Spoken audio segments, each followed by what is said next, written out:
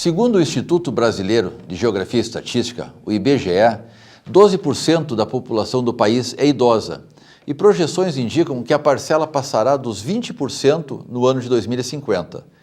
O Estatuto do Idoso completou 10 anos nesta terça-feira, no dia 1º de outubro.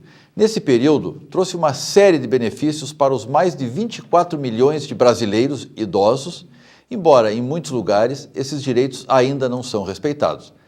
Direitos como caixa preferencial no supermercado, nos bancos, andar de ônibus urbano sem pagar, só começaram a valer com esse estatuto. Foi ele também que determinou os assentos reservados para os idosos nos transportes públicos, vagas exclusivas nos estacionamentos e o direito a remédios de uso contínuo de graça. Como disse, várias foram as ações de equilíbrio determinadas.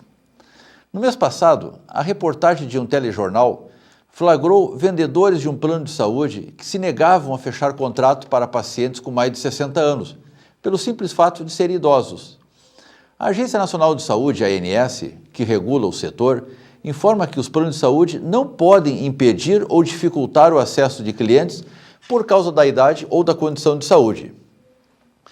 Dia 30 de setembro, nessa semana que passou, iniciou em Canoas o primeiro Fórum Metropolitano de Prevenção à Violência contra o Idoso. Evento concorridíssimo e que contou com a presença de diversas autoridades, entre elas o presidente da Assembleia Legislativa, deputado Pedro Westphalen, o senador Paulo Paim, a prefeita em exercício Beth Colombo, o deputado Mano Changes, o vereador e presidente da FASC, Kevin Krieger, o secretário Fabiano Pereira, o vereador Ayrton Costa e mais um sem número de secretários, técnicos e batalhadores dessa causa. Algumas constatações tristes, manifestadas por especialistas do setor, dizem que as agressões, em quase sua totalidade, ocorrem dentro de casa. E mais ainda, 80% dos agressores são os próprios familiares. Veja onde mora o perigo. Empregados respondem por 14%.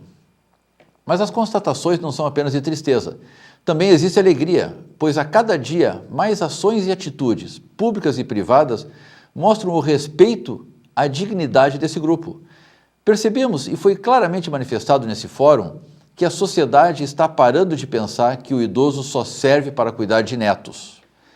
Em Canoas, já existem 24 praças com academias abertas, direcionadas ao grupo idoso.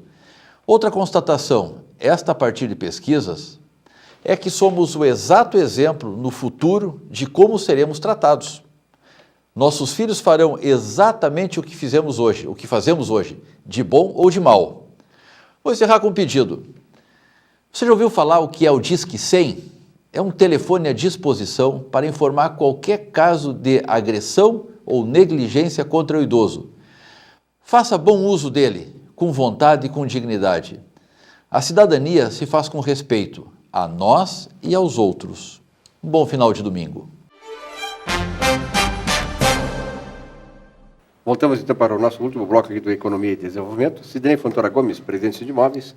Carlos Alberto Manzoli, Mercopar. Vamos falar um pouquinho sobre o Mercopar. Satisfação em revê-lo. Estivemos lá no Mercopar. E aí, Sidney, o destaque desta semana? Olha, é valor dos imóveis, Silvia. Veja bem o que aconteceram nos últimos anos, diversos fatos que propiciaram o incremento dos negócios imobiliários no país. Houve flexibilização de comprovação de renda junto aos agentes de crédito imobiliário, dilatação de prazo e baixa de juro. Por consequente, houve a procura maior do imóvel por conta desse recurso que está abundante. Né? Houve elevação. Barato, né? E houve elevação do valor dos imóveis. Né? Para vocês terem uma ideia, só em 2013 até o mês de setembro, 10%. Né? Acima da inflação, evidentemente. Quase o dobro. Com certeza. Também esse sistema SAC, que é o sistema de amortização constante usado na amortização, o indexador, que é na amortização do financiamento imobiliário, ele é muito bom. E a alienação fiduciária, que também propicia um maior incremento. Aí, uma garantia, que é uma garantia, evidentemente, para o financiador. Né? E tudo isso elevou o valor do imóvel acima do que se esperava. Né? Então, a nossa dica, procure seu corretor de imóveis, negocie este valor, porque hoje tem muito estoque, principalmente em Porto Alegre. Agora houve o incremento do FGTS para imóvel até 650 mil no Rio Grande do Sul, 750 mil em outras praças. A Sambarca é quase 90%.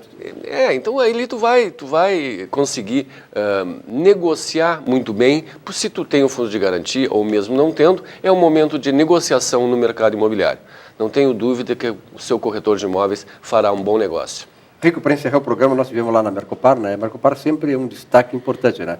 E eu estou falando com o Rico porque eu sempre não canso de dizer aqui que o Rico foi o idealizador deste evento, o Mercopar, que hoje eu estou vendo nos jornais. O Jornal do Comércio publicou hoje uma matéria muito interessante. Já está estourando, tem que buscar novas alternativas. Cresceu demais. Isso é um problema que não é somente peculiar a Caxias do Sul e aos pavilhões da Festa da Uva, né? Nós já temos eventos aqui em Porto Alegre que não tem ambiente mais necessário para a demanda que tem. Um dos exemplos é essa feira Construsul, que esse ano mudou a edição de Porto Alegre, saiu dos pavilhões da Fiergs e foi para Novo Hamburgo, nos pavilhões da FENAC, né? Quer dizer, então, essa necessidade de um grande pavilhão para feiras, para eventos, né? É uma necessidade que ela é explícita já, ela é do conhecimento de todas as entidades. A Fiergs sabe disso, a Federação, a FEComércio, a Fiergs não tem espaço ali para ampliar, eu acho, né? Não, tem, sim, lá tem espaço, sim. Lá tem espaço, tranquilamente, o espaço ali, hoje, para determinados eventos ali, a Fiergs deve ter algo em torno de 10 mil metros quadrados de área de exposição, mais ou menos, e fazer mais 10 mil metros quadrados, 15 mil metros quadrados, é uma questão só de financiamento para essa obra, né? Qual seria a fonte de financiamento, que isso é algo que precisa ser devidamente articulado, não é? Porque é um investimento grande. Os pavilhões hoje, eles têm toda uma infraestrutura, né, que não é simplesmente um galpão, eles têm estrutura de lógica, estrutura de a entrada de água, a saída de esgoto, né? A questão de climatização é uma questão muito importante também. Quer dizer, todos esses aspectos hoje, nós temos os pavilhões maravilhosos. Em Gramado tem 2 pavilhões excelentes, modernos, atualizados em termos de tecnologia de eventos, mas todos são pavilhões que, para determinado tipo de eventos, são pequenos. Um exemplo que se pode dizer disto, em termos de um pavilhão amplo, é o pavilhão de Bento Gonçalves, onde se realiza as feiras de imóveis, que são feiras que demandam muita área. Os estandes são muito grandes. As feiras de imóveis, no mínimo, simploriamente, 80 a 100 metros quadrados por expositor. Então, a Mercopar passa também, a gente começa a ter já esse problema. Acho que a região de Caxias do Sul é uma região suficientemente capitalizada para investir em cima disso, que é um problema que vai trazer problemas para os anos seguintes, mas eu acredito que eles vão resolver isso aí com a máxima rapidez. Rico, obrigado pela tua presença. Sidney Fontoura Gomes, uma bela semana. Nós estamos bem, gremistas, pelo menos essa semana, né? Tudo azul, né? Tudo azul por aí, né? Usando binóculo para ver. Eu imagino que qualquer dia é luneta, né? Vamos ter que usar Quero crer que tudo continuará da mesma forma. Tá certo. Nos seus lugares. Então, uma bela semana de trabalho para todos vocês. Uma semana azulada para todos. Tudo azul nessa semana. E a semana que vem voltamos, certamente, com tudo azul por aí. Até lá.